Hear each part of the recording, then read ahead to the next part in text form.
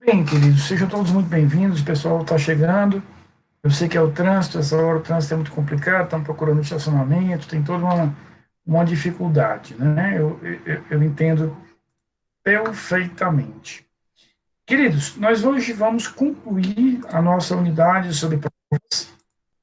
Nós já falamos sobre prova de interceptação telefônica, sobre prova pericial, sobre prova testemunhal, sobre interrogatório. E hoje eu vou me concentrar em duas espécies de prova que estão fora do Código de Processo Penal e foram regulamentadas pela Lei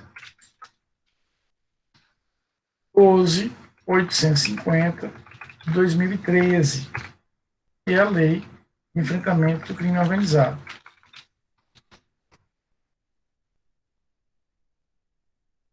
Nós vamos conversar hoje sobre a prova de colaboração premiada. Na verdade, a gente vai entender que ela não é uma prova, ela é um meio de obtenção de provas, e sobre a infiltração de agentes policiais. A gente vai entender como é que funcionam essas duas provas, que elas estão, como eu disse, fora do Código de Processo Penal, previstas lá na Lei 12.850. Mas antes da gente começar, eu queria só passar um aviso, tá certo? Lembrar da nossa prova, né? A nossa prova será daqui a 2 semanas,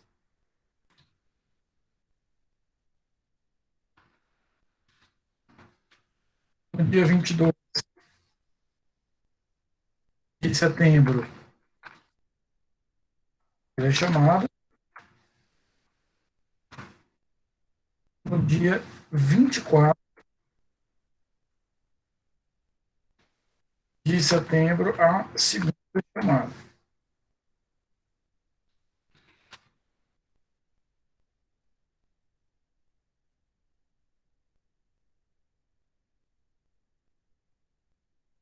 Próxima semana, na próxima terça-feira, eu vou mostrar para vocês, eu vou abrir aqui como eu gosto de fazer, como eu fiz no primeiro dia de aula, compartilhar aqui a minha tela para que vocês vejam onde vocês farão a prova, como é que vai ser a prova. Não se preocupem, tá certo? Não vai ter nenhuma dificuldade, vai ser muito tranquila. As datas são aquelas datas que eu já fixei no início do semestre, dia 22 de setembro, a primeira chamada, dia 24 de setembro, a segunda chamada. Então, são as duas datas que eu já havia fixado.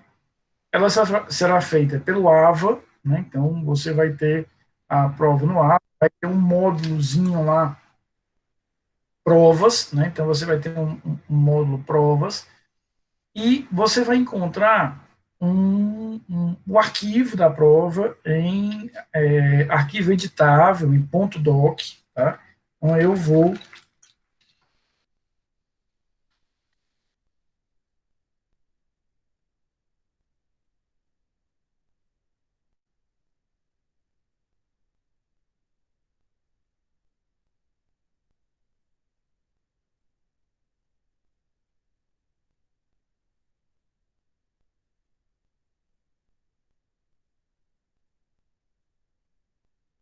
Professor, Perdão, a, pro, a prova vai ser só no horário da aula, é?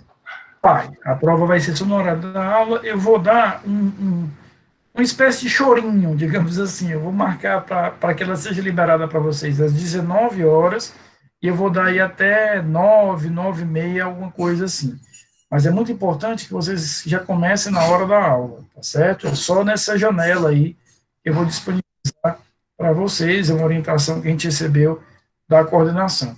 Eu vou disponibilizar um arquivo em formato Word, né, formato .doc, para ficar mais fácil para vocês editarem ali. Então, no próprio corpo da prova, você coloca ali as respostas, aí você gera um arquivo .pdf e pelo próprio AVA envia o arquivo .pdf, tá? Então, é importante essa rotina. Então, eu vou gerar o, o, o arquivo em .doc, e aí vou encaminhar isso para vocês pelo AVA, vocês respondem a prova no horário da aula, com uma margenzinha aí a mais, mas no horário da aula, portanto, de hoje a 2 semanas, numa hora dessa, a gente não está se encontrando, vocês estão realizando a prova, tá?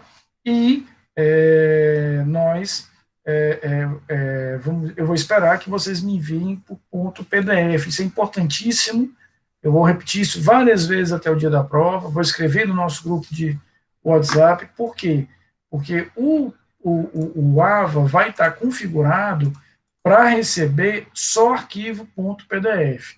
Então, se você mandar outro tipo de arquivo, ele não vai enviar, ele não vai receber.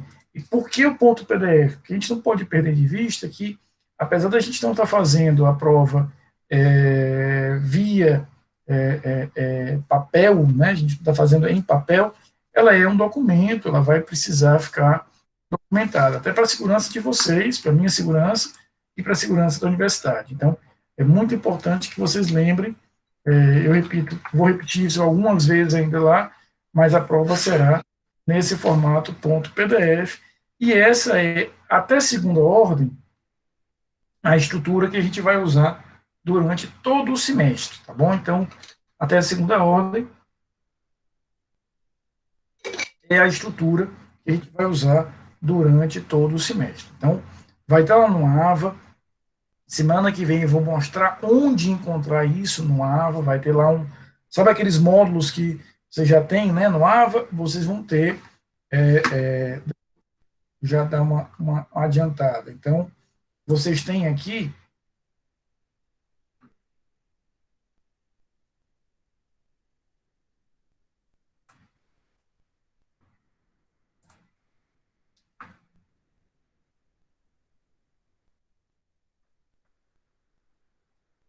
então, eu vou criar, veja, você já tem aqui os módulos das unidades, o módulo das aulas gravadas com os links. Eu vou criar aqui, ó, um outro módulo para só sobre as provas, a V1, 2 e 3. E aqui, quando vocês clicarem, vai ter o link lá da tarefa que vocês vão executar. E o que é a tarefa? A própria prova, baixa o arquivo em .doc, aproveita aquele próprio arquivo para fazer a resolução da prova, gera o PDF e me envia pelo próprio espaço no AVA esse PDF, tá? O que é importante? A primeira chamada é uma prova mista, são questões subjetivas e questões objetivas. A segunda chamada, do dia 24, aí são questões só subjetivas, e ela tem um grau de complexidade maior. E por que eu trato desigualmente a primeira e a segunda chamada? Porque, independentemente dos motivos, quem fez a segunda chamada teve aí 2 dias a mais para estudar, para ter uma preparação para a prova, então me parece justo cobrar de uma maneira desigual aquela matéria, aquela cobrança, tá? Então, eu vou fazer expressamente uma diferença entre primeira e segunda chamada, sempre fiz, né, sempre fiz, e isso não vai ser diferente agora, tá? Não, dia 22 e dia 24 não teremos encontro aqui, vocês estarão, Paula, dedicados à prova, tá? Então, mesmo, por exemplo, se você fez a primeira chamada no dia 24, você não precisa, não teremos aula aqui. Aí, na semana seguinte, não só as notas já estarão disponíveis, como eu vou fazer uma aula para comentar a prova, tá bom? Mas fiquem frios, repito, na próxima terça-feira eu vou voltar a essa cantilena toda da prova, explicando, porque vocês já me conhecem, sabem o quanto eu gosto de que vocês cheguem até a prova com muita tranquilidade, sem sobressaltos, sem dúvidas. E, de qualquer maneira, no dia da prova, eu vou estar muito atento a mensagens pelo Uniformline, pelo grupo de WhatsApp, qualquer eventualidade a gente resolve no dia da prova. Tudo bem? Está entendido? Eu tenho fé em Deus que não. Tenho fé em Deus, Marilene, que a única coisa que eu receberei serão as notícias de que, professor, que prova fácil, né? Eu estou até com vergonha, porque a prova foi tão fácil, né? ser aluno, né, é uma condição que transcende, né, que perpassa tudo isso. Eu me lembro de uma aula que eu tive no doutorado, não me lembro com precisão, mas talvez aí nós éramos 10 alunos nessa aula no doutorado, dos 10, 9 professores. Era uma proporção mais ou menos assim. E a nossa professora teve que parar a aula porque estava falando demais, né? Então, realmente, você não tem aí grandes mudanças da natureza, né, de aluno. Muito bem, querido, sejam muito bem-vindos todos os que chegaram depois. Não se preocupe com essas informações sobre as provas que eu vou passar depois de novo.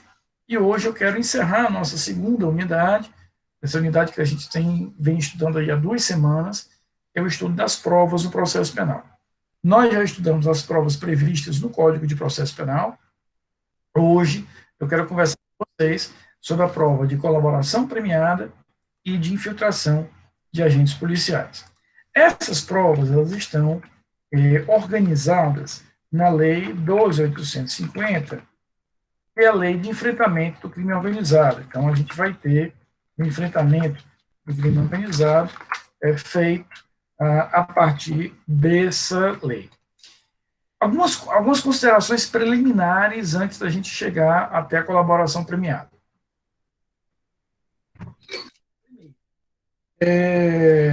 Essa lei, repito, de 2013, ela organizou e sintetizou institutos, regras para o enfrentamento do crime organizado. Ela conceitua o que é crime organizado, ela criminaliza o crime organizado e ela cria um ferramental, um cardápio de meios de prova para serem utilizados no enfrentamento do crime organizado.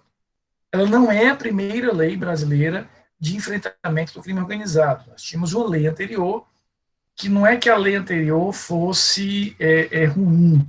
A lei anterior era medonha, de tão ruim que ela era. Era muito ruim mesmo.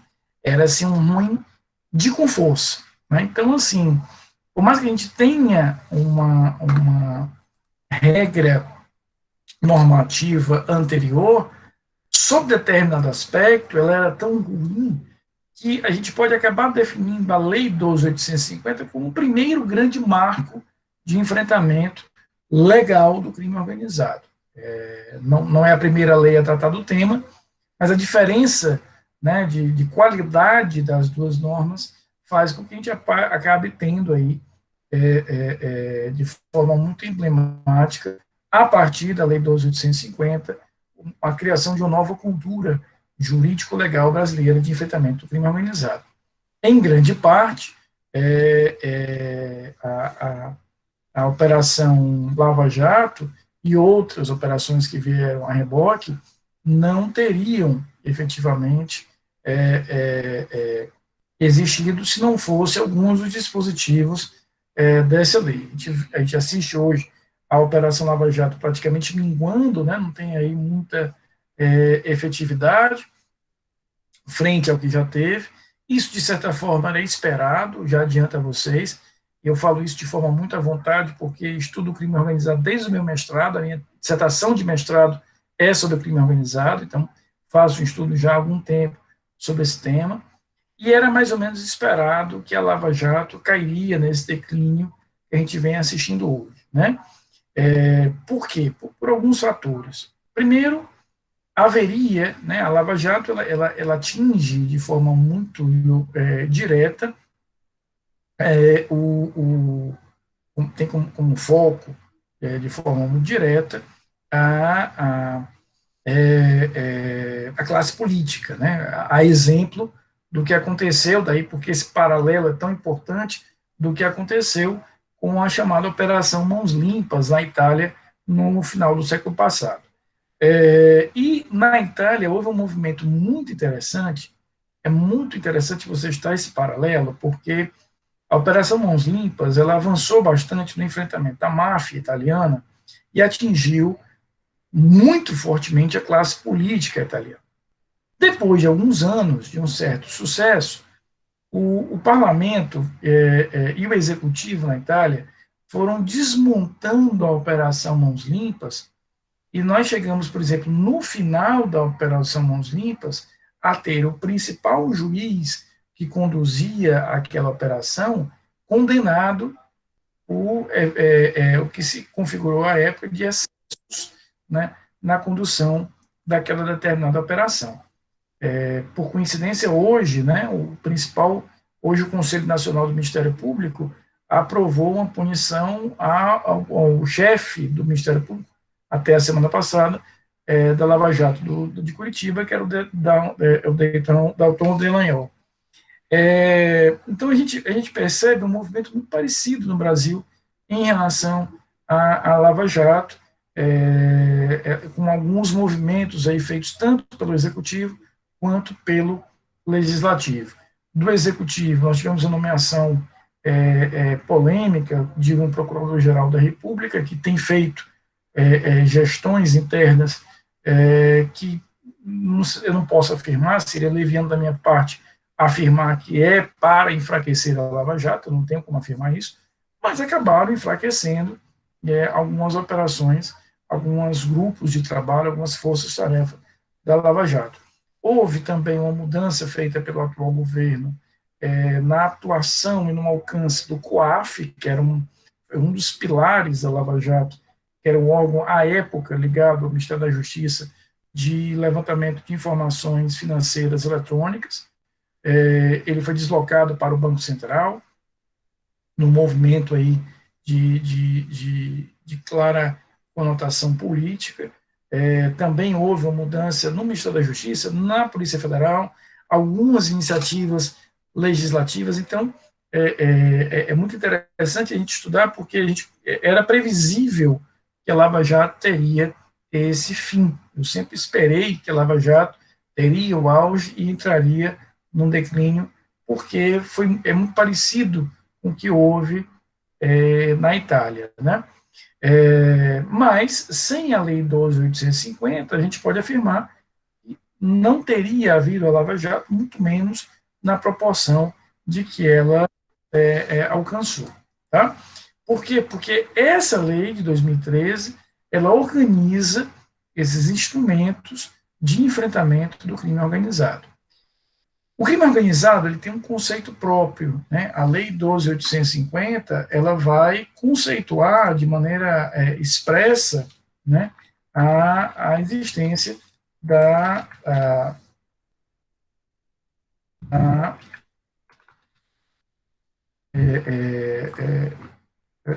vai conceituar de maneira expressa o que é organização criminosa.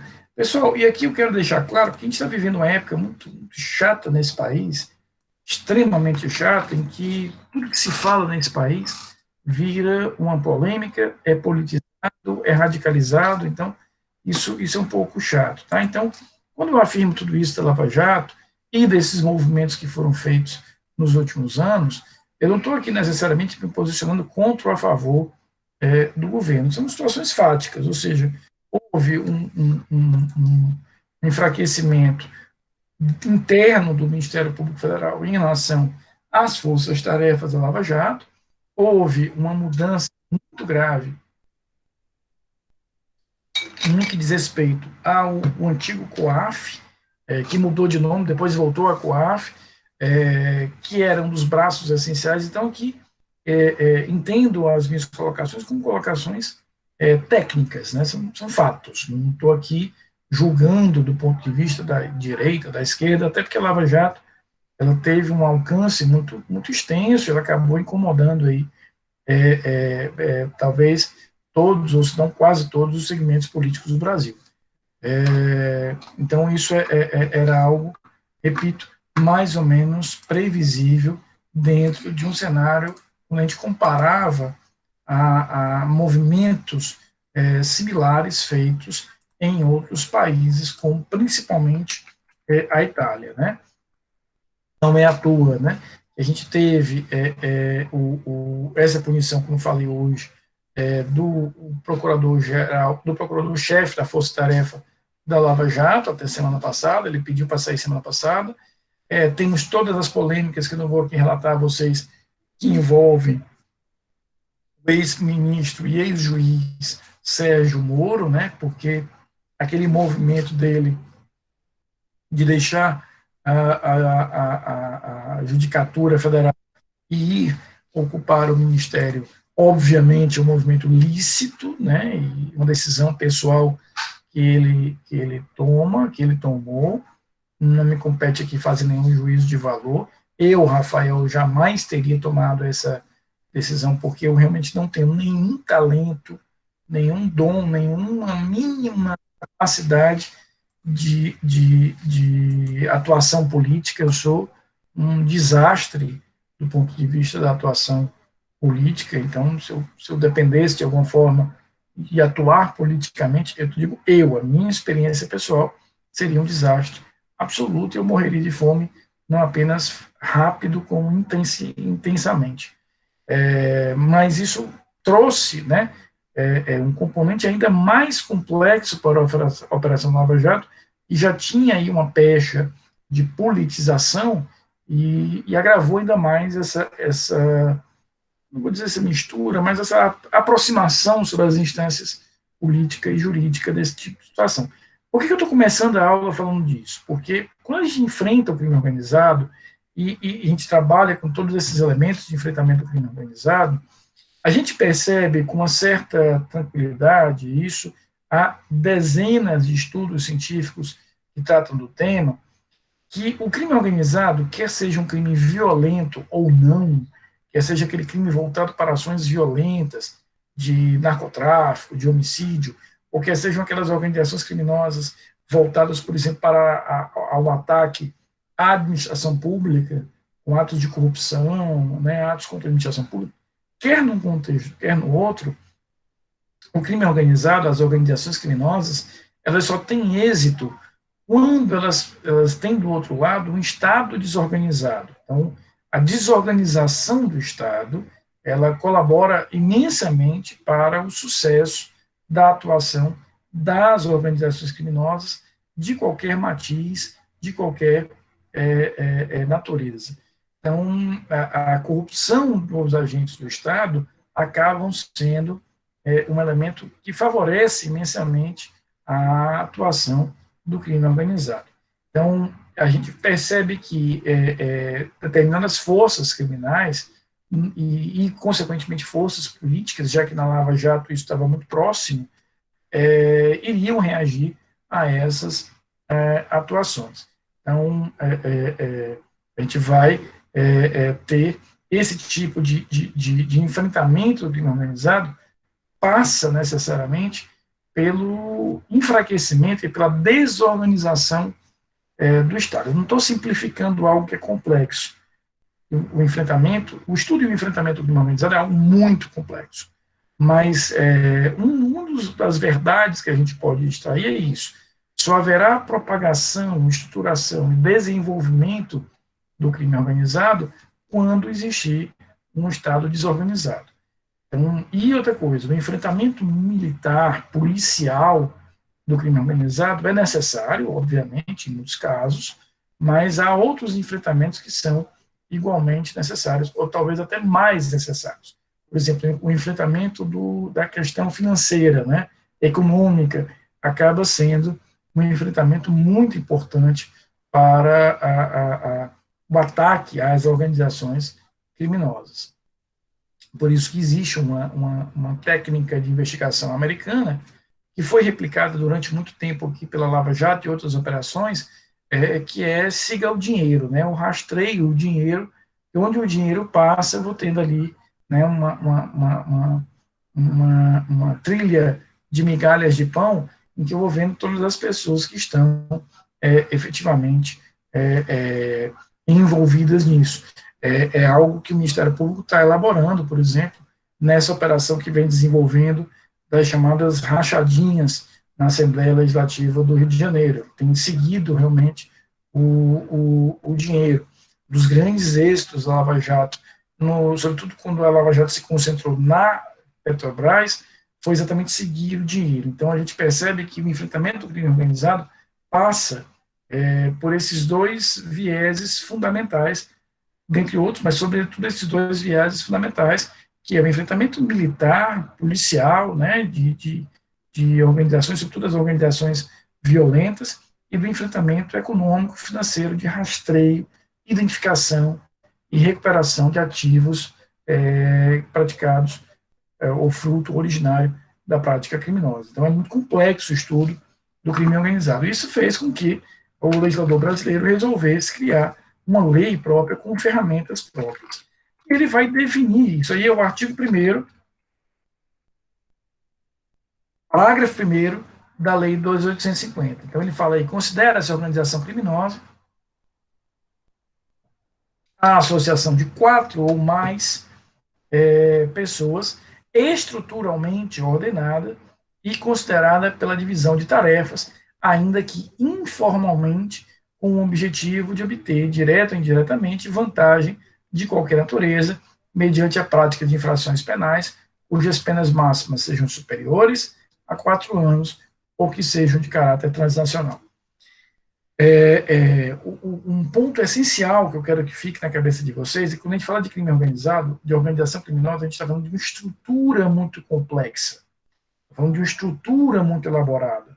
Essa estrutura pode ser uma estrutura vertical, pode ser uma estrutura horizontal, mas é uma estrutura complexa, em que não necessariamente todos os membros vão se conhecer ou vão se relacionar. Tá? Eu tenho ali algum comando, alguma gestão administrativa, alguns pontos de conexão, mas não necessariamente nós vamos ter essa estrutura feita ou realizada de maneira a gerar uma atuação uniforme. Então, é muito comum, por exemplo, eu ter uma célula, um grupo, uma parte, uma facção dentro da organização que vai cuidar da lavagem de capitais, outro vai cuidar do crime em si, de corrupção, de peculato, de tráfico de entorpecentes, de tráfico de armas, e etc. O outro vai cuidar da intimidação de testemunhas, de homicídios. Então, você tem aí uma divisão de tarefas, uma divisão de organização dentro dessa estrutura de crime organizado. E aí, por que essas duas ferramentas de obtenção de prova que eu trago para vocês hoje são tão relevantes? Porque a colaboração premiada e a infiltração de agentes policiais partem da mesma lógica, da mesma origem. Então, quando a gente fala de colaboração premiada e a gente fala de infiltração de agentes policiais, nós estamos partindo do mesmo ponto de origem, que é o enfraquecimento interno, doméstico das organizações criminosas. Por quê? Pelo avançar do estudo da matéria, percebeu-se, e obviamente isso não se percebeu no Brasil, né, nós temos países com muito mais tradição de enfrentamento do crime organizado que o Brasil, mas se percebeu que as ações externas, eu estou falando de ações de fora para dentro, são úteis, claro, a gente não pode negar essa utilidade, mas elas nem sempre conseguem atingir ou desarticular ou chegar a um ponto satisfatório na produção da prova no crime organizado. Daí porque começam a ser gestadas meios de obtenção de prova, ferramentas de obtenção de prova, que partem da ideia de que eu não vou atuar de dentro para fora, e sim de fora para dentro. Ou seja, eu vou penetrar naquela instituição, organizar uma atuação interna e daí extrair determinadas provas. É dentro desse cenário, é dentro desse contexto, é a partir dessa ideia básica, a gente vai ter a prova de colaboração premiada e a prova de infiltração de agente policial, ou seja, a ideia de que eu vou obter provas internamente naquela determinada instituição, buscando ali provas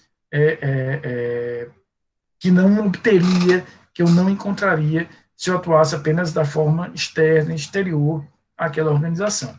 Tanto é que a Operação Mãos Limpas, que eu me referi agora há pouco, que originou o chamado MAX processo macro, começou pela atuação de um colaborador que começou a entregar informações e daí muitas outras vieram, né? A Lava Jato teve, em grandes momentos, a colaboração.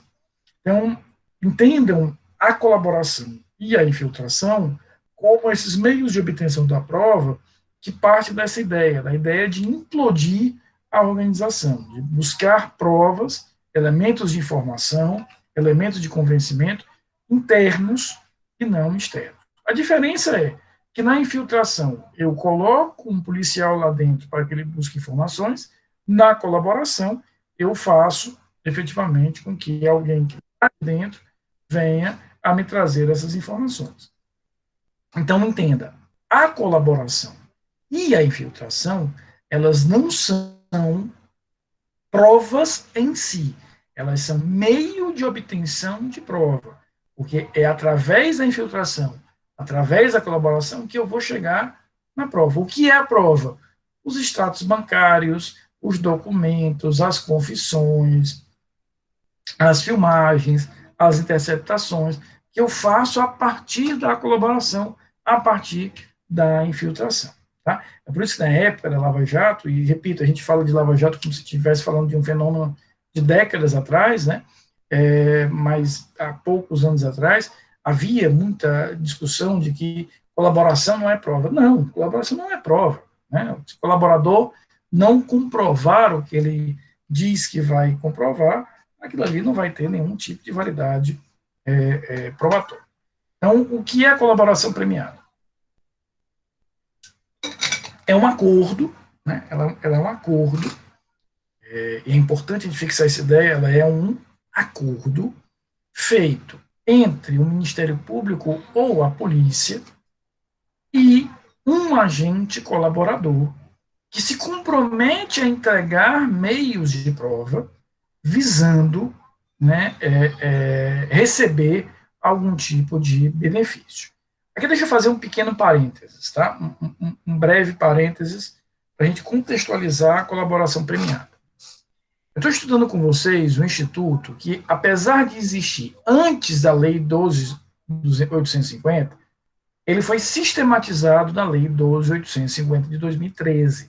A colaboração premiada não foi criada em 2013, ela já existia antes, mas ela existia de forma pontual, ela de forma especificamente pontual.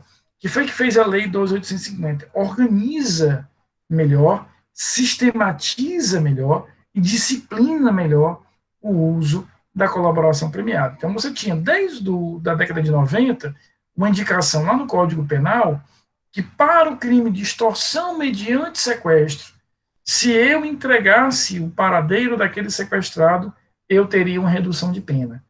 Então, se eu entregasse, como membro daquele grupo que sequestrou, entregasse onde estava aquela pessoa e isso colaborasse com a soltura dela, eu teria uma redução da minha pena. Então, a colaboração, a época muito chamada de delação premiada, ela já existia antes. Agora, a partir de 2013, a gente vai organizá-la melhor, sistematizá-la melhor, discipliná-la melhor.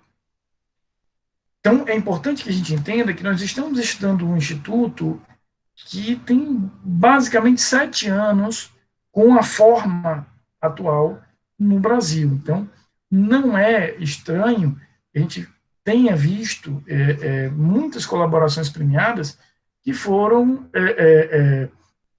mal empregadas, mal realizadas, mal trabalhadas. Por quê? Porque, de certa forma, os operadores da justiça criminal, membros do Ministério Público, a polícia, o juiz, os advogados, eles estão aprendendo a lidar um pouco com o Instituto. O Instituto é relativamente novo, com a cara que ele tem atualmente, então não é à toa, a gente vai ter realmente alguns equívocos no tratamento desse Instituto. Uma questão importante ainda sobre a colaboração. Eu já te respondo, Isabela, eu já volto ao conceito. Só fechar essa ideiazinha aqui. Na época em que a lei saiu, em que começaram as primeiras conversas sobre o novo formato da colaboração, muita bobagem foi dita. Muita bobagem foi dita por todos os lados envolvidos. Por exemplo, eu assisti uma palestra de um advogado famosíssimo aqui em Fortaleza, um cara super conhecido, que eu nunca vi tanta tolice sendo falada por alguém que se diz tão inteligente. Então, ele comparou a colaboração, dizendo que a colaboração ela era algo absurdo, porque feria a ética, já que o Estado estava a estimular que aquela pessoa traísse os seus companheiros. Veja, eu me assustei nessa palestra desse advogado, por óbvio não vou citar nomes, que eu percebi o quanto o cara tinha um conceito de ética não apenas diferente do meu, mas diferente de qualquer coisa que eu tivesse lido sobre ética, né? Porque no momento que eu pratico um crime, no momento em que eu me torno um agente criminoso, eu já estou traindo o pacto social e o tecido social onde eu estou inserido. Então eu não posso esperar ou chamar de ética o companheirismo, e aqui muitas aspas, entre membros de uma organização criminosa. Né? O que eu estou vendo, efetivamente, é o resgate dessa pessoa para o tecido social. Eu estou, na verdade, dando a ele a oportunidade de, em algum momento, em algum contexto, em algum cenário, em alguma intensidade, se reintegrar efetivamente à sociedade. Eu não posso dizer que o Estado está estimulando a que você traia o seu companheiro de batalha. Não é isso, amigo. Lidando com agentes criminosos, e criminosos dentro de um conceito de crime organizado. Então, não há, efetivamente, como a gente trabalhar com essa linha.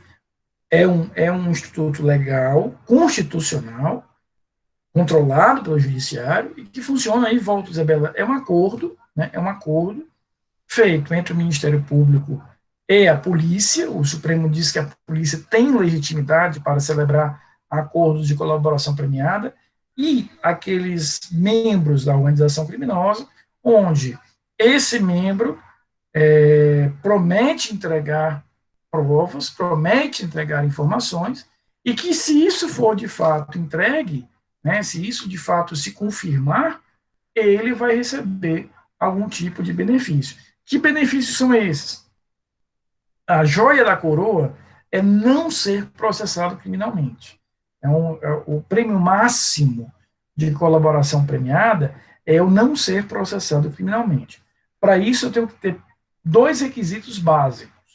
Eu não posso ser o líder da organização, isso não se aplica ao líder, e eu tenho que ser o primeiro a fazer a colaboração. Então, a lei reservou o prêmio maior, a joia da coroa, né, o prêmio mais relevante, aquele que é o primeiro a fazer a colaboração e não é o líder.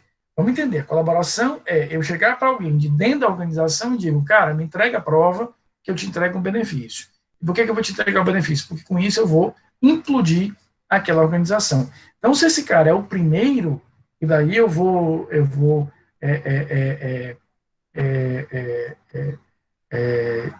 deslinhando aí todo esse novelo de crimes, esse cara merece um melhor prêmio. Agora, eu tenho outros prêmios, eu posso negociar o regime de pena, a quantidade de pena, a devolução de valores, o pagamento em que escala desses valores, tudo isso a lei faculta com termos de acordo. Mas como é que funciona?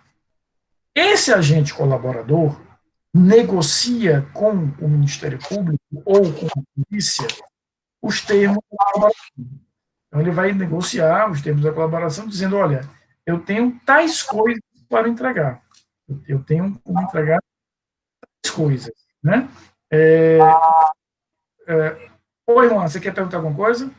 Professor, o senhor falou que o acordo devolveria os valores, né? Não é obrigatório devolver o dinheiro que roubou, não? Não, é um dos temas, mas veja, a lei, quando ela define a colaboração premiada, Juan,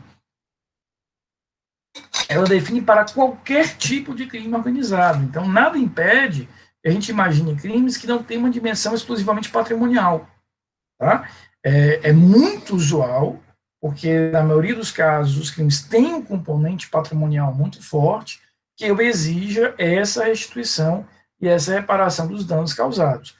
Mas não dá para afirmar que obrigatoriamente a colaboração vai ter esse componente, porque eu posso ter cenários extremos em que aquela pessoa vai me dar outras informações e eu a dispenso dessa devolução, porque a participação dela naquela organização não envolveu, por exemplo, valores muito elevados. É o que acontece, por exemplo, em crimes de tráfico de entorpecentes, em que eu tenho uma colaboração feita por agentes de menor hierarquia. Ele não tem ali valores tão significativos. Claro, Juan, que a tua dúvida muito pertinente. Repito, a gente se acostumou nos últimos anos de ver, né, nas notícias, sobretudo no âmbito da Operação Lava Jato, em todas as suas esferas, devoluções de bilhões de reais, né? Mas não dá para afirmar que é algo obrigatório, é algo muito comum, mas não é obrigatório, tá? Ana, em todas as esferas, polícia em todas as esferas, eu posso ter a polícia estadual, caso a polícia civil, a polícia federal, em todas elas. Então, esse agente colaborador diz o seguinte, olha, eu tenho umas provas para te entregar sobre isso, isso, isso, isso e isso. E aí o Ministério Público e o delegado, ou o delegado, vai dizer, olha, tudo bem, se você me entregar tudo isso, eu te dou isso. Redução de pena, uma diminuição do regime fechado para o semiaberto mais rápida, o não oferecimento de uma ação penal, ou seja, eu vou negociando isso. Feito o acordo, veja, aqui tudo é no condicional, eu vou entregar provas e eu vou te dar os benefícios, é tudo no futuro. Celebrados os termos do acordo, essas partes, o agente colaborador e o Ministério Público ou a polícia, levam esse acordo ao juiz, para que o juiz o homologue. A homologação do juiz aqui é uma homologação formal. O juiz vai observar, por exemplo, se o que está sendo oferecido está previsto na lei, se aquele caso pode ser um caso configurado como uma organização criminosa, portanto, que merece a utilização da colaboração. O juiz não deve se imiscuir de questões materiais.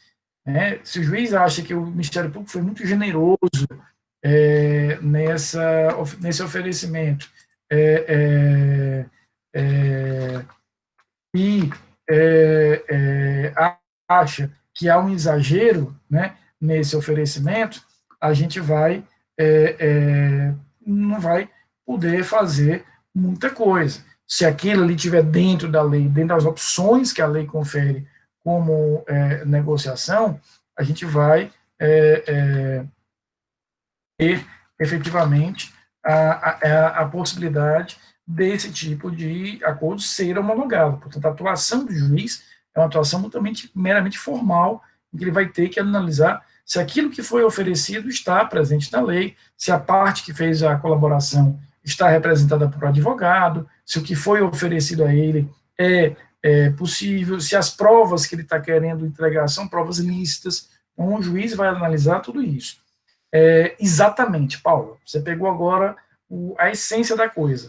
Esta homologação sacramenta o acordo, dá forma ao acordo, aí, a partir daí, o colaborador vai falar, vai entregar as provas, tudo aquilo que ele tinha prometido entregar. Ele só começa a fazer isso, repito, no momento em que aquele acordo está formalizado. É uma segurança para ambas as partes. Por quê?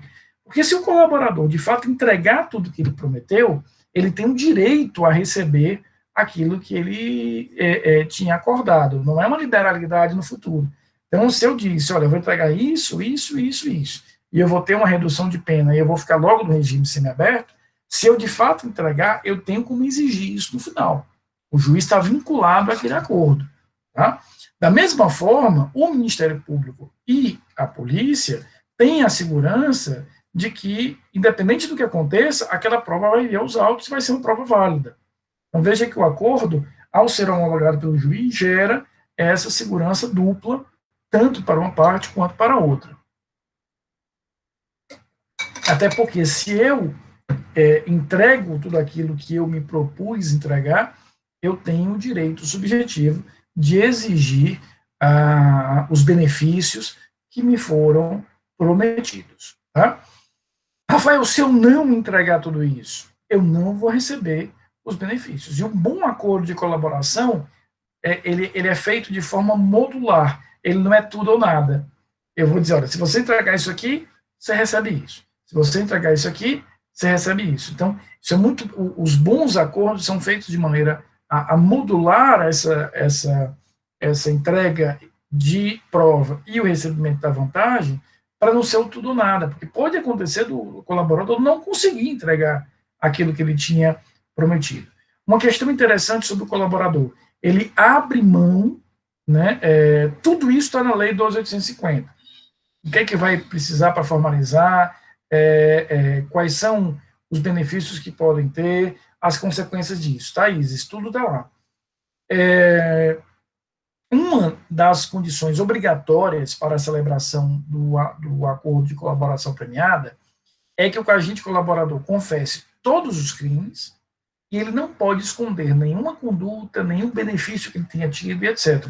Foi com base nisso que a colaboração dos irmãos Batista, lá da JBS, foi revogada. Então, quando eu faço esse acordo, que é homologado, se eu perceber no correr do processo que aquele agente colaborador omitiu uma informação importante, não confessou um crime que ele tivesse praticado, não revelou o paradeiro do produto financeiro adquirido, ele pode ter esse benefício revogado. E o Supremo já declarou que, caso eu revogue aquele benefício, as provas produzidas seguirão nos autos. Então, mesmo que eu revogue aquele benefício, eu vou ter as provas mantidas nos autos. Então, eu, como agente colaborador, tenho que confessar tudo que eu fiz, não posso usar o direito ao silêncio, eu abro mão do direito ao silêncio, e caso eu perceba, durante a investigação, durante o processo, ou mesmo depois, que aquele agente omitiu informações sobre o evento que ele tenha praticado, ou sobre o proveito criminal que ele tenha recebido, a transação, esse acordo, será revogado. Mas o que tiver vindo de prova para o processo, continua no processo, e eu vou tratar esse cara como um réu normal e convencional. Aí, Ana, é o direito de não ser processado. Eu não ofereço a ação penal. Por isso que é o prêmio maior. Eu não vou sequer figurar como réu, porque eu preenchi esses requisitos. Mas isso, repito, é uma negociação. Para que isso seja realizado, eu preciso ter com muita claridade a ideia de que as provas que foram ali produzidas são tão úteis que merecem esse tipo de tratamento. Tá? Se tudo correr bem, no final, aquele colaborador tem o direito de receber aquilo que ele acordou e aquilo que ele negociou. Tá? Por isso que eu faço essa homologação prévia, porque aquilo ali vai cristalizar os termos da própria colaboração. Doutor, por gentileza. Diga, doutora. Não, sou doutora, doutor, sim. Me diga uma coisa, no caso da pessoa já estar presa por um bom tempo e aceitar a colaboração premiada, como é que fica os anos que ele passou preso aí, no caso? Veja, é muito legal a tua pergunta, né, Cláudia, porque na época, inclusive, surgiu uma polêmica muito grande, há uns anos atrás, porque muita gente dizia que eu só prendia para gerar o acordo, né, havia muito esse debate político. Se eu estou preso há muito tempo já, e depois disso faço o acordo, obviamente não tenho como voltar no tempo, né? Mas eu tenho como, por exemplo, negociar que aquela determinada parte de anos, ou aqueles anos que eu passei preso, já contem efetivamente como pena, e isso já vai poder, por exemplo, fazer com que eu já possa avançar para um regime até mais brando. Então, eu posso usar isso como meio de condição de acordo, de requisito de acordo, porque eu vou dizer, olha, eu estou preso há X anos, só deveria ir para o regime semiaberto daqui a 3, mas eu vou logo porque eu já vou aproveitar esse tempo. Então, é possível que eu utilize esse tempo que eu passei preso antes da celebração do acordo como meio de obtenção de vantagens. Isso é possível, sim. Porque dentro dos requisitos que a lei autoriza a negociação, está o regime prisional, regime de pena, e isso pode ser objeto de negociação. Então, eu posso trazer esses anos de prisão com um elemento de negociação. Ok, muito obrigada. Deixa eu só desvirtuar aqui um pouquinho a sua aula e perguntar uma coisa. Eu A entrei, Rocha. Paulo, entrei hoje. Uhum. O senhor faz a chamada antes, é porque eu andei assistindo suas aulas. O senhor faz antes, né? Eu normalmente faço na metade da aula, Ana. Até eu me lembro que nós trocamos muitos torpedos, né? E eu sempre faço entre 7h30 e 8h. Vou já Pois fazer. tá. E não precisa nem Ok, responder, obrigada. porque aqui com a lista, eu já tenho a lista de vocês, aí eu faço com o Ok. nome de vocês aqui. Tá bom, Ana? Você já Obrigado. Ok. sempre. Paulo diz o seguinte: no caso do benefício não ser processado criminalmente, quando o senhor disse que uma das condições é ser o primeiro a colaborar e ser o primeiro no âmbito da organização ou da operação. Não, Paula, quando eu digo primeiro, é o primeiro a colaborar mesmo, ou seja, daquela organização, eu não tinha conseguido nenhuma informação. Fui conseguir, efetivamente, Paulo, desculpa, eu só te chamei de Isis várias vezes, é porque eu não sabia que era o Paulo, agora eu já sei, fica frio, tá? Então, Paula, é o primeiro daquela organização, porque ele vai merecer aí o prêmio, digamos, maior, porque ele vai ser o primeiro a trazer informações úteis para desmontar aquela organização. Por isso, insisto, que ele pode pleitear esse pedido de uma vantagem maior, mais exagerada do que das outras, tá? Eu vou fazer aqui a chamada rapidinho e a gente vê a infiltração de agentes policiais. Só um minutinho. Não precisa responder a chamada, tá? Porque eu vejo aqui pela lista de vocês.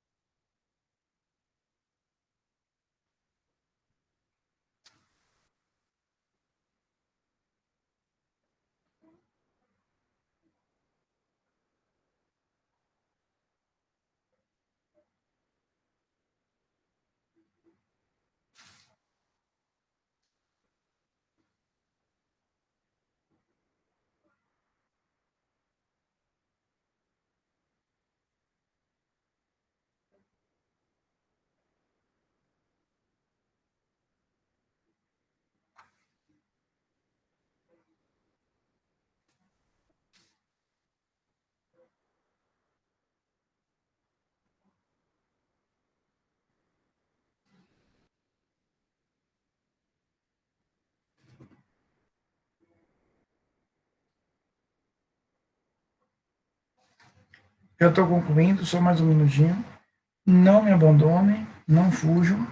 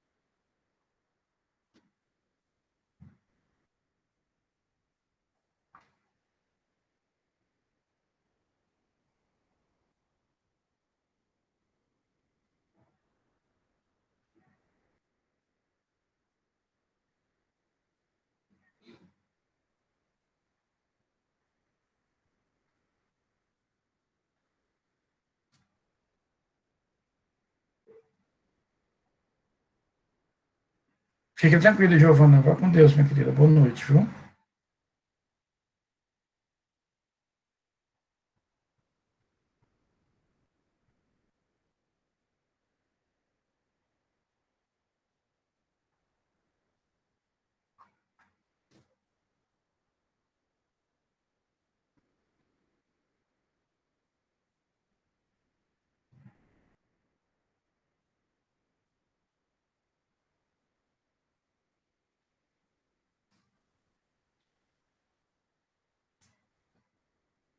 Chamada feita, viu, pessoal?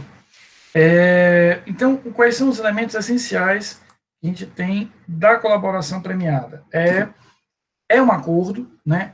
É um acordo importante, que precisa ser homologado pelo juiz para surtir efeito, mas uma vez homologado, gera às partes essa expectativa de direito, e que se ao final o colaborador entrega tudo aquilo que ele tinha prometido, ele tem o direito de receber essas vantagens e tudo isso que foi efetivamente negociado.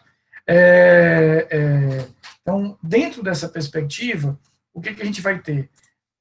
Caso ele não entregue, eu considero que ele não vai receber a integralidade daquilo que ele fez, ou, se eu perceber que ele omitiu informação importante, eu revogo aquele acordo, mas as provas que ele já tenha eventualmente trazido para o processo lá ficarão. Tá?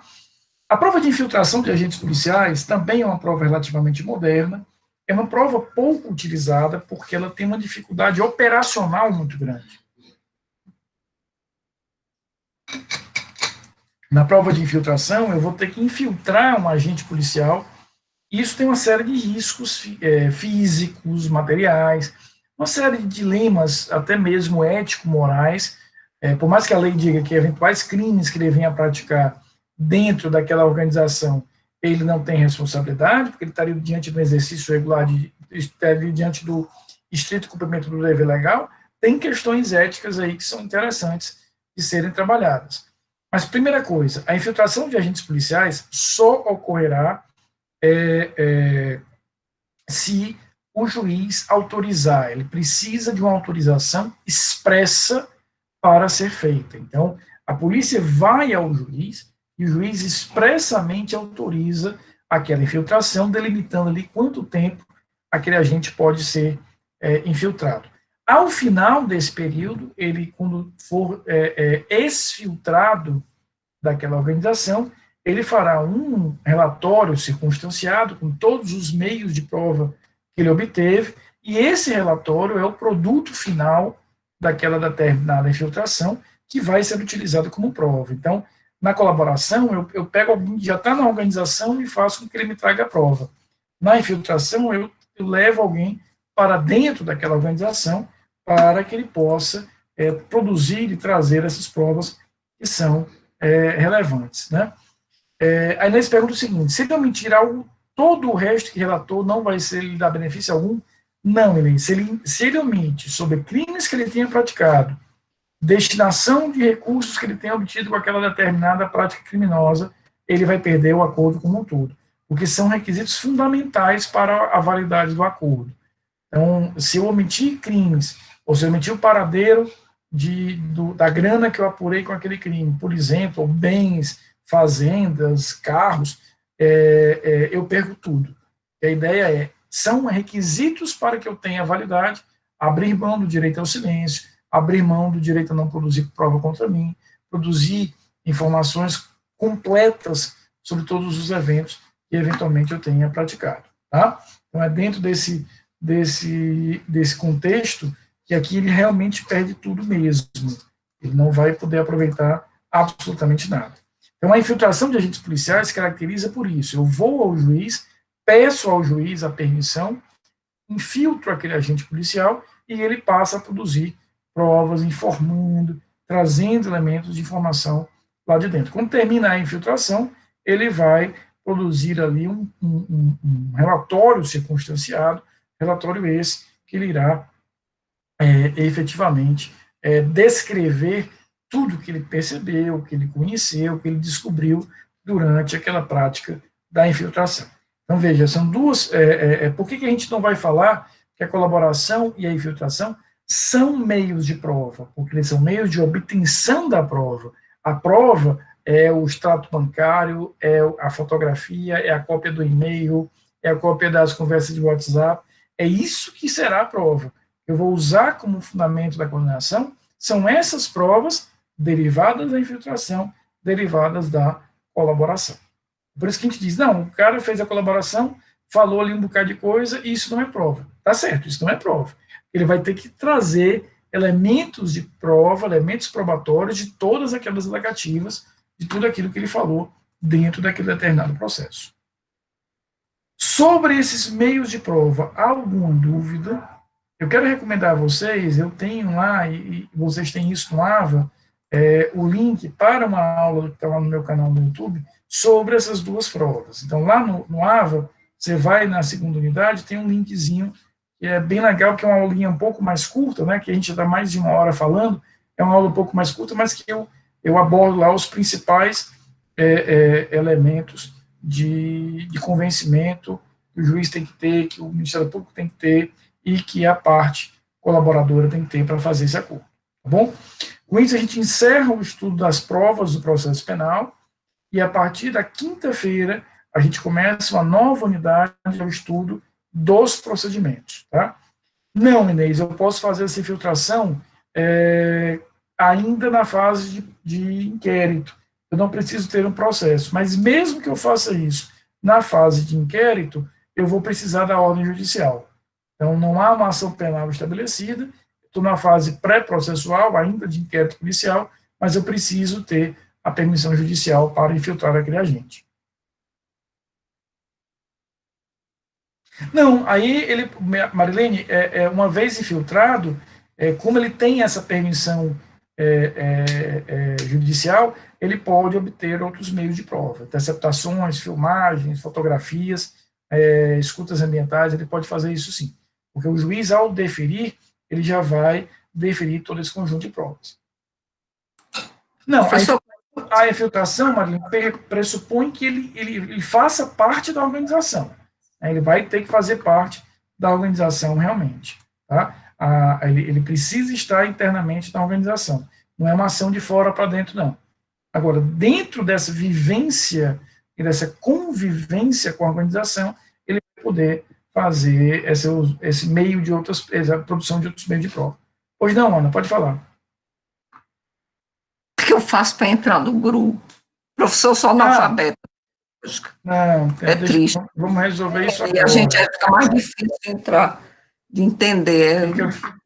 Fica fria. Vamos resolver isso neste exato momento. Eu vou colocar aqui o linkzinho, que aí com esse link você já entra. Ó. Não tem mistério, não. Se não está no WhatsApp, tá aí o linkzinho para ter acesso. Fica mais fácil. Obrigado.